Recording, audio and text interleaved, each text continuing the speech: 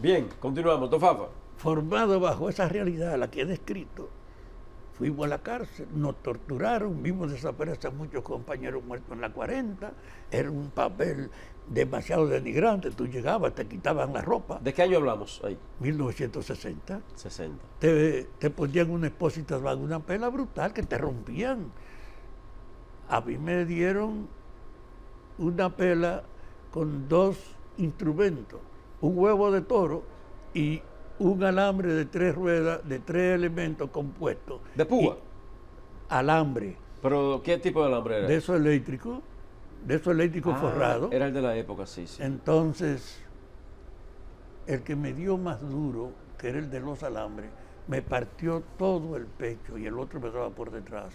Y César Rodríguez Villeta, que está vivo y que era uno de los jefes de la 40, está en Monte Plata, ya un viejo muriéndose, le dijo, cuéntenme los golpes para ver lo que sabe este desgraciado. Y ellos comenzaron así, 1 y 2. Y en el número 51 me tumbaron. Y me tumbaron y yo caí al suelo, me dejaron como 2 o 3 minutos ahí y me paré. Fui a la llave para quitarme toda la sangre, la arena, la sangre, bajo todo el impacto de esa situación. Y cuando estaba ahí, viví una experiencia inolvidable y que me ha servido para siempre. El policía que tenía los alambres en la mano fue y me dijo, señor, yo no sé cómo usted se llama, yo no tengo nada personal contra usted, pero entienda, este es mi trabajo. Y yo con las esposas puestas levanté la mano y dije, coño, hasta el verdugo es una víctima. Y eso me hizo que yo no tuviera odio ni rencor nunca, ni siquiera con lo que me maltrataban, porque entendí para siempre que ella era un simple instrumento del dominio que imponía la autoridad. Esa tortura a usted, don Fafa, ¿por qué? ¿Porque usted era muy allegado a ellos? No, a todo el que pasó por la 40, nadie salió limpio de ahí. Eso era una práctica. ¿Sabes lo que dije en encuerarnos a todo y meternos desnudo? ¿Pero por qué? ¿Cómo que por qué? Porque eran desde el 14 de junio. Claro, pero éramos la oposición. Ya, ahora sí. Fafa, tomando en cuenta eso, la era Trujillo, ya llegando a una supuesta, a otro supuesto periodo, ¿no? Que es ya cuando llega el doctor Joaquín Balaguer al poder. ¿Qué diferencia se puede establecer entre uno y otro? Oye, Balaguer estuvo 30 años sirviéndole a Trujillo. 30 años. Siempre fue un hombre de confianza y de la gente del jefe. Matan a Trujillo y el movimiento que se crea hace que Ramfis, el hijo de Trujillo, no se pudiera quedar aquí, tiene que irse.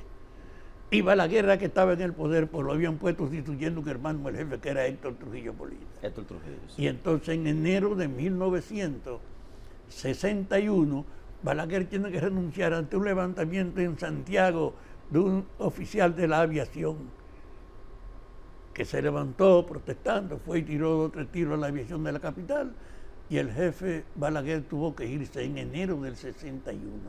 Y entonces en esa etapa lo que se abre es la posibilidad de poder crear un régimen democrático. Y ahí el exilio y todas las fuerzas criollas, el 14 sacó la cara, puso un local en el Conde Quinaoto, yo estuve ahí, estableció hasta una asamblea para coger su dirección, llegó hasta tener un programa en la radio, hubo un cambio con esa situación.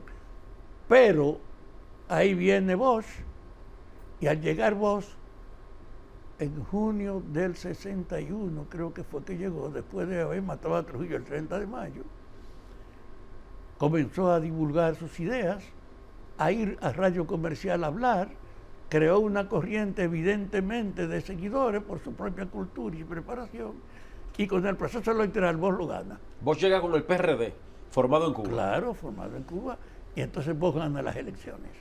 Y eso hace que en el seno de todas las otras fuerzas se creara una atmósfera de tolerancia para actuar públicamente.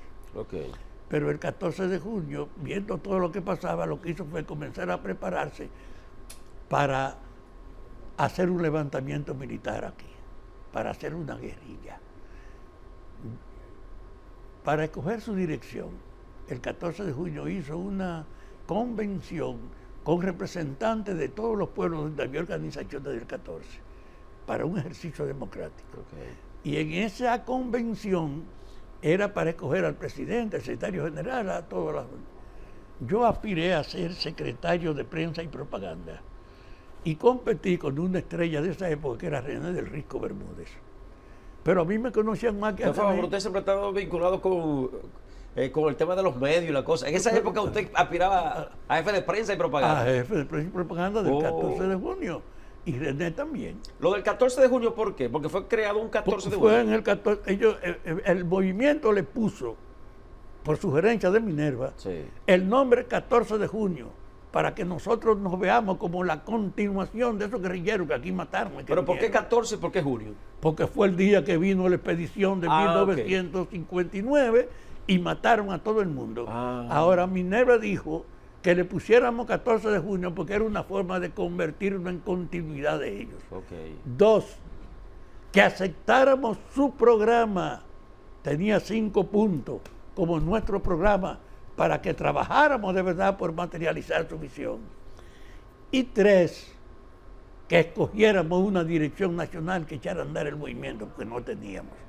Y así que surge Manolo Tavares y también Leandro Guzmán, que era el esposo de María Teresa. Sí, Leandro Guzmán. Y lo llevan a la dirección.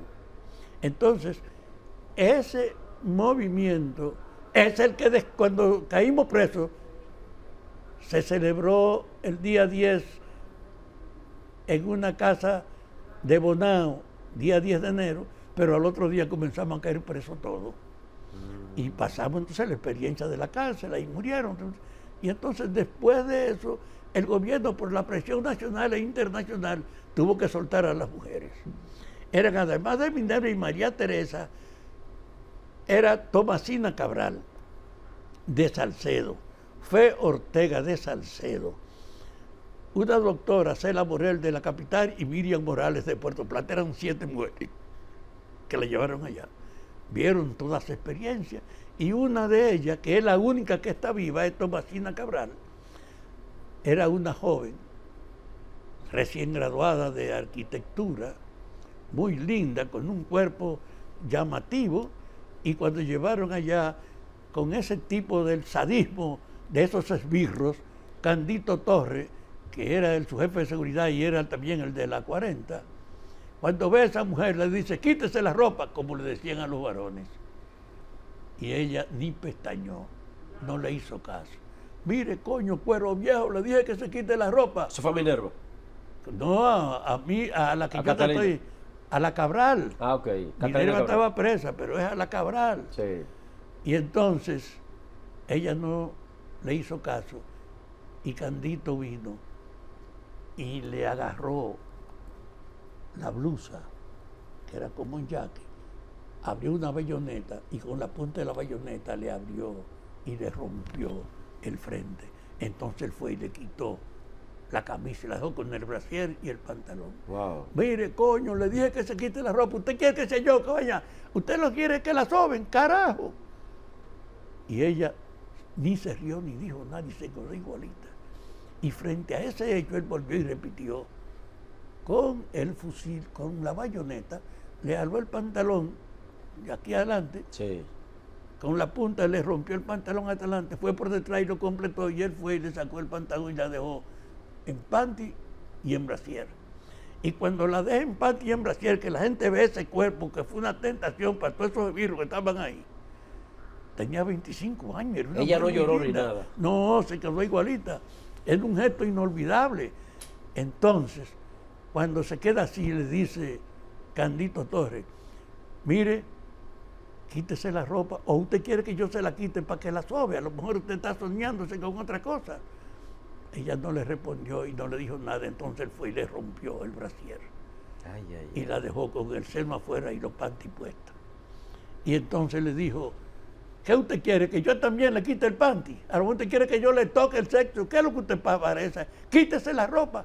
Y ella no respondió, ni se quejó, ni gritó, y él fue y le quitó los panty. Ay. Y cuando la dejaron desnuda, que vieron a esa muchacha ahí, uno de los esbirros dijo, lleven ese cuero a trancarlo, porque su silencio los conmovió a todos. Y entonces ella apareció desnuda, caminando por el patio de la 40 hacia una celda. esa muchacha que es la que ha sobrevivido y que era parte de esas 7, también la de Salcedo, está viva. Oye. Y desde ese punto de vista fue el ejemplo de mayor integridad en la prisión que se vivió. Porque una mujer aceptar todas esas humillaciones sin una lágrima y sin una queja era una cosa extraordinariamente. Pero claro, en una mujer mucho más. Cuando tú veías eso, y como yo como varón me puedo poner a gritar después de una pena. Sí, sí, era un sí. estímulo. Claro. Entonces, desde ese punto de vista, esa fue la experiencia de la 40. Pero tuvieron en meses que comenzar Trujillo a cambiar con toda la crítica internacional porque habían matado a los guerrilleros y comenzaron a soltarlo. Pero a todos, antes de soltarnos, nos llevaron a la justicia. A mí me condenaron a 5 años. Y a todo el mundo que estaba preso llevaron allá. Profe, entonces cuando ustedes supieron la muerte de las Mirabal, ¿qué pasó? Lo primero es que ese hecho hace que al soltarnos a todos nosotros, de lo que habíamos sobrevivido, el vínculo con la Mirabal, aunque era más discreto, era más necesario. Y con todas ellas, y con Manolo, el movimiento ya estaba legitimado, tenía fuerza, Sí. nos buscábamos. Y estábamos aún sueltos y con Trujillo en el poder, restaurando el movimiento. Y entonces en ese cuadro, que se ordena matar a la Mirabal, con Trujillo vivo. Y en ese orden organizan la muerte de la Mirabal de una forma original. Su marido estaban presos, no lo habían soltado si no era ella, y a los maridos lo llevaron a la fortaleza de Salcedo, dizque para que estuvieran cerca de su familia. Y a las 2 semanas se lo llevaron para Puerto Plata. Cuando se lo llevaron para Puerto Plata, todo el mundo dijo, van a matar a la Mirabal.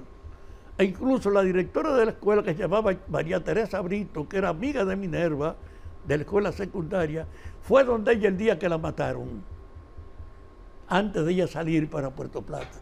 Vine Minerva a verte, me lo contó ella a mí, para decirte que ustedes no pueden seguir yendo a Puerto Plata, que tienen que mudarse allá, porque toda la idea es que ponerlo allá es para matar en el camino, así que fue un accidente. Le dijo eso a Minerva. Y ese mismo día es que el chofer de Minerva, que era un maldito primo mío, no fue porque toda la información era que a la Mirabal iban a matar. Y él era que tenía que llevarla a Puerto Plata y no fue. Entonces Minerva salió a la calle, a la casa de un empresario que estaba ahí y dijo, vengo aquí por una situación, son las 10:30 y mi chofer no ha venido y nosotros tenemos que ir a ver a los compañeros hoy. Y Rufino de la Cruz estaba ahí sentado y dijo, doña, yo la llevo, que era el chofer de él. Él no era el chofer de ella, fue una acción patriótica. Rufino era el chofer del empresario. Del empresario, y reaccionó ahí como una acción de solidaridad frente a la acción de las Minervas. Él fue una víctima, pero con conciencia de que estaba jugándose la vida. Sí. Y ahí matan a la Mirabal. 25 de noviembre de 1961. Me contaron después la viuda de Antonio de la Maza y de Juan Tomás Díaz, que fueron mis amigos personales, que me apoyaron mucho. Me contaron que después de la muerte de la Mirabal, en la casa de ellos se reunieron y decidieron acelerar el trabajo de matar a Trujillo, porque eso también es intolerante. Entonces la Mirabal ayudaron a que se fortaleciera la idea de matar al jefe, pero cuando mataron al jefe ya estaban muertos. Ya. Y ahí comenzó la otra historia. Entonces, don Fafa, ya llega ya del 66 para adelante. Yo pongo la diferencia porque cuando se habla de Balaguer, se habla de Trujillo, la gente habla de dos personas igualitas. Dicen que son dictadores los dos. Ciertamente Balaguer se puede tipificar como un dictador. Te digo, me preocupa que tú me estés haciendo esa pregunta. Porque es como si tú no lo creyeras. No, Balaguer es un hijo de puta, que fue un servidor de Trujillo y fue un abusador en el poder. Un hombre que usó el poder para mandar a matar. Ayer se cumplieron 50 años de la muerte de Orlando. Orlando Martínez. ¿Y por qué? Porque Orlando era un periodista inderrotable, insobornable, que tenía una posición crítica en la revista Hora y que no había forma más y lo matan. Pero con Balaguer, ¿a cuánta gente mataron con Balaguer de lo que tú recuerdas? A decenas de muertos en la cárcel y la tortura. Balaguer fue adecuándose de que ya no era dictadura, era una formalidad en la que él se imponía su continuidad en forma tal que la última vez que él se eligió fue solo, nadie fue donde él. Entonces, esa fue la del 70. 12 años, 78, 74, 78. Donde él fue solo fue en el 70 que Bosch se alejó de las elecciones. Se alejó de las elecciones, no, sacaron a Bosch de circulación, tumbándolo y después con la persecución. Entonces, en ese ambiente es que se hacen unas elecciones que escogen a este bandido. Y en el 70, él va al 74, 70, 74, 74, 78. 78, y en el 78 él fue solo. Nadie, 74, él fue solo porque no había atmósfera de ambiente para hacerlo. Él impuso con un autoritarismo clandestino diciendo que era un demócrata su autoridad. En el 78, cuando gana Antonio Guzmán, ¿el traspaso de mando fue normal? Claro que sí, pero es que es una campaña contra Balaguer tan grande que en las elecciones del 74 no hubo oposición, pero era una denuncia constante. Y cuando el PRD en emergencia, porque era el centro que había tenido voz, y el que habían derrocado tenía toda una historia y tenía también un hombre como Peña Gómez, de una inmensa sensibilidad y de una aceptación de la gente. Entonces, Antonio Guzmán, un hombre del Cibao, que no era un politiquero de andar por ahí, se impuso como candidato en 1978 y Balaguer tuvo que dar el poder ante la ola. Y Antonio gobernó del 78 al 82. Al 82. Y en el 82 lo sustituyó Jorge Blanco y en el 86 Balaguer se había restablecido otra vez, derrotó y metió preso a Jorge Blanco y siguió manejando el poder 86-90. ¿Pero lo metió por política o porque había algo concreto con que ¿Qué arrancarlo? concreto? Porque era un hijo de puta que estaba acostumbrado al poder y que usaba todos los recursos para seguirlo gobernando. Pero dicen lo de la época, yo no viví esa época, pero dicen lo de la época que el Balaguer del 86 era muy diferente al del 66-78. Eso era para sus aduladores. Ah. Balaguer no dejó de ser diferente, fue un asesino que usaba la formalidad democrática. Y por eso él se mantuvo ahí al mismo tiempo que persistiendo. Pero tú te imaginas que a Amin Aver lo matan en su casa con Balaguer en el 70, acusándolo que había sido el autor del secuestro de Crowley junto con Otto Morales. Y cuando llevan a su casa, abre la puerta el fiscal y entonces Mirna, su mujer, tenía 8 meses preñada, va y se abraza de Amin. Y entonces viene la policía, rompe esa relación, tira a Mirna para el suelo, saca a Amin, cierra la puerta y le da un balazo. Y le da un balazo. Lo mismo pasó con Otto, lo detuvieron, lo metieron, y junto con ellos donde estaba El Moreno. El Moreno, lo mataron En después Bruselas. fuera en Bruselas. Pero fue Balaguer el que mandó matar al Moreno. ¿Y quién tú crees? No los yanquis, pero como parte de Balaguer, por una respuesta de sus hostilidades. Okay. Pero en el fondo, los desaparecidos, Henry, desapareció en Montecristi muerto y dejó un rastro en una cárcel de Dajabón. Gladys, esto es un compromiso. No hay temor, la vida es esto, de lealtad a su principio. Guido Gil, que era un periodista honesto, también desapareció el 17 de enero del 67, en los años, porque eran de los opositores que no podían sobornar. Y esa fue su práctica. La tortura, el secuestro y los muertos fueron un contenido permanente de Balaguer. Entonces, cuando el país salió de Balaguer, mira lo que pasó. Yo hice un esfuerzo en 1990 de reunir en la casa de una amiga mía que está viva, que es la de Arias Motor, a Peña Gómez y a Bosch, para pedirle a Bosch, que era el candidato contrario a Balaguer, que aceptara que Peña Gómez lo apoyara porque Balaguer usaba todos los recursos del poder. Y Bosch, que era un poco sectario, me dijo Él tiene un problema ahora en su partido con Magluta, que se dedica a resolver su problema. Yo no puedo aceptarlo. Y no quiso el apoyo de Peña Gómez y entonces se impuso el abuso de Balaguer. Andale. 90. Entonces Balaguer fue en el 94, con Peña Gómez de candidato, se impuso por su autoridad, pero él perdió las elecciones. Tan seguro que la perdió, que Peña Gómez, el día que he convocado para que hablen frente a la crisis, nos pidió a Héctor Aristi y a mí que lo acompañáramos a él a ese encuentro con Balaguer. Yo aparezco en la foto junto con Héctor Aristi parado detrás de Balaguer. Y Balaguer le dijo, yo te voy a hacer una propuesta. Vamos a dividirnos el periodo 2 y 2. Lo primero yo y los otros 2 tú. Peña Gómez dijo que no aceptaba, que eso era un abuso. Un engaño de Balaguer. Pero que era una confesión de que Balaguer sabía que no podía desmentir, que él era un vagabundo. Entonces, en el sentido de evaluación, Balaguer, coño, es un perro de la política dominicana. Don Fafa, muchísimas gracias. Yo honrado, repito, de haberlo tenido en este conversatorio. Bueno, y habrá más momentos. Ojalá que usted me acepte una vez más tenerle aquí en un momento dado, importante de la historia, para que sigamos conversando. Estos son temas importantes y que la sociedad debe conocer. Don Rafael Fafa Tavera estuvo esta noche con nosotros aquí en Opinión Vertical. Ustedes y nosotros nos vemos el próximo sábado a partir de las 7 de la noche. Bye bye. Bye.